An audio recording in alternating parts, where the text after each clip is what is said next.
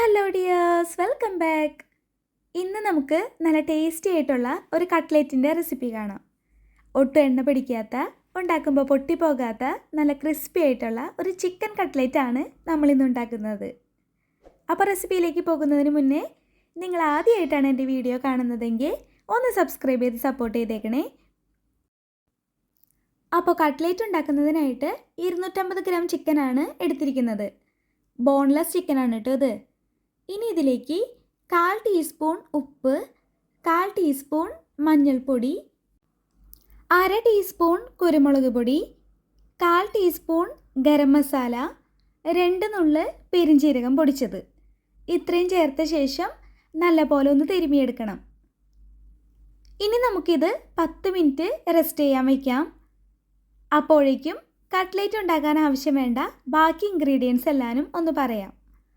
ചെറുതാക്കി അരിഞ്ഞെടുത്ത ഒരു വലിയ സവോള, 3 പച്ചമുളക്, 1 ടേബിൾ സ്പൂൺ ഇഞ്ചി അരിഞ്ഞത്, 1 ടേബിൾ സ്പൂൺ വെളുത്തുള്ളി അരിഞ്ഞത്, കുറച്ച് മല്ലിയില, പിന്നെ ഒരു വലിയ പൊട്ടറ്റോ വേവിച്ച് മാഷ് ചെയ്തെടുത്തത്. ഇനി നമുക്ക് മാരിനേറ്റ് ചെയ്തെടുത്ത ചിക്കൻ ഒന്ന് ഫ്രൈ ആക്കി എടുക്കാം. അതിനായി പാനിലേക്ക് 2 ടേബിൾ സ്പൂൺ ഓയിൽ ഒഴിച്ചു കൊടുത്ത ശേഷം ചിക്കൻ ഇട്ട് കൊടുക്കാം. ചിക്കൻ എല്ലാം ഇട്ട് കൊടുത്ത ശേഷം വേവുന്നതിനനുസരിച്ച് തിരിച്ചു മറിച്ചിട്ട് 2 സൈഡും ഫ്രൈ ആക്കി എടുക്കണം.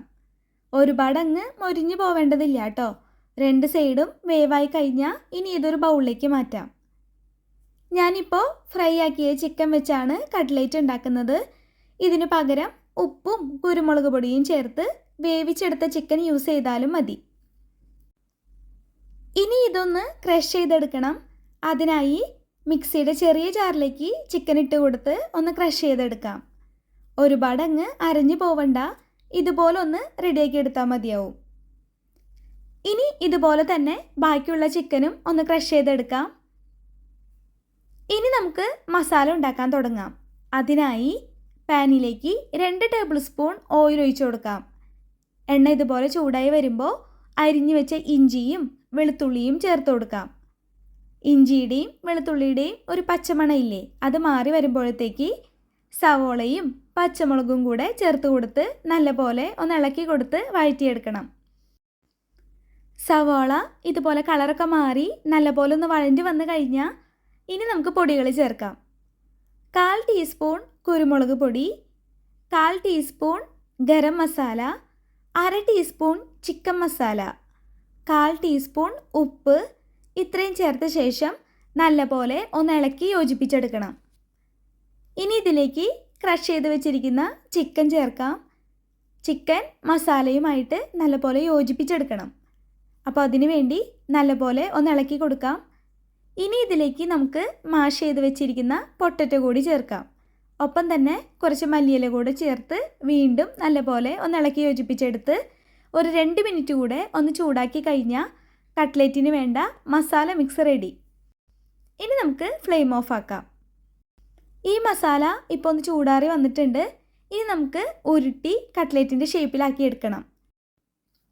നിങ്ങൾക്ക് ഇഷ്ടമുള്ള റൗണ്ട് ഷേപ്പിലോ ഓവൽ ഷേപ്പിലോ ആക്കാവുന്നതാണ് കേട്ടോ. ഞാനിപ്പോൾ റൗണ്ട് ഷേപ്പിലാണ് ഇന്നുണ്ടാക്കുന്നത്. ഷേപ്പ് ആക്കുമ്പോൾ എല്ലാ സൈഡും നല്ല ടൈറ്റിൽ വരും വിധം വേണം ഷേപ്പാക്കി എടുക്കാൻ. അങ്ങനെ ചെയ്യുകയാണെങ്കിൽ ഒട്ടും എണ്ണ പിടിക്കില്ല. അപ്പോൾ ഇതുപോലെ തന്നെ ബാക്കിയുള്ളതെല്ലാനും ഒന്ന് ഷേപ്പാക്കി എടുത്തിട്ടുണ്ട്. നമ്മൾ റെഡിയാക്കി എടുത്ത ഈ മസാല കൊണ്ട് ഈ ഒരു വലിപ്പത്തിലുള്ള 11 കട്ട്ലേറ്റാണ് നമുക്ക് കിട്ടുന്നത്. ഇനി നമുക്ക് കട്ട്ലേറ്റ് ഫ്രൈ ആക്കുന്നതിന് വേണ്ട ഒരു ബാറ്റർ റെഡിയാക്കി എടുക്കണം. അതിനായി ചെറിയ മിക്സി ജാറിലേക്ക് 2 കോഴിമുട്ട ചേർത്ത് കൊടുക്കാം. ഇനി ഇതിലേക്ക് 1 ടീസ്പൂൺ കോൺഫ്ലോർ ചേർക്കാം. കോൺഫ്ലോർ ചേർക്കുന്നത് കട്ട്ലേറ്റ് നല്ല ക്രിസ്പി ആയിട്ട് കിട്ടുന്നതിന് നല്ലതാണ്. ഇനി ഒരു നുള്ള് ഉപ്പ് കൂടെ ചേർത്ത ശേഷം ഒന്ന് അടിച്ചെടുത്ത് കൊണ്ടുവരാം. അല്ലെങ്കിൽ നല്ലപോലെ ഒന്ന് ബീറ്റ് ചെയ്തെടുത്താലും മതി. നമുക്കിപ്പോൾ ഇതുപോലെ ഒന്ന് റെഡിയായി കിട്ടിയിട്ടുണ്ട്. ഇനി ഇതൊരു ബൗളിലേക്ക് മാറ്റാം. ഇപ്പോൾ എല്ലാ ഐറ്റംസും റെഡി ആയിട്ടുണ്ട്. ഇനി നമുക്ക് കട്ട്ലേറ്റ് ഓരോന്നും എടുത്ത് മുട്ടയുടെ മിക്സിയിൽ മുക്കിയ ശേഷം ബ്രെഡ് ക്രംസിൽ കോട്ട് ചെയ്തെടുക്കണം. കട്ട്ലേറ്റിൻ്റെ എല്ലാ ഭാഗത്തേക്കും ബ്രെഡ് ക്രംസ് നല്ലപോലെ കോട്ട് ചെയ്തെടുത്തോളൂ. ഇനി ഇതുപോലെ തന്നെ ബാക്കി എല്ലാനും ഒന്ന് റെഡിയാക്കി എടുത്ത ശേഷം ഇനി ഫ്രൈ ആക്കി എടുക്കാം. അതിനായി പാനിലേക്ക് എണ്ണ ഒഴിച്ചു കൊടുക്കാം. ഞാനിപ്പോൾ സൺഫ്ലവർ ഓയിലാണ് യൂസ് ചെയ്യുന്നത്.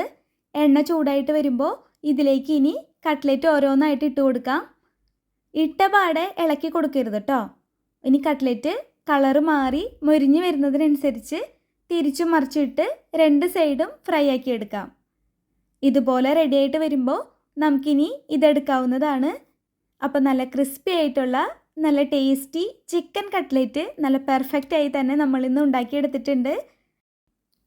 അപ്പോൾ നിങ്ങളിതുപോലെ എന്തായാലും ഒന്ന് ഉണ്ടാക്കി നോക്കിക്കോളൂ.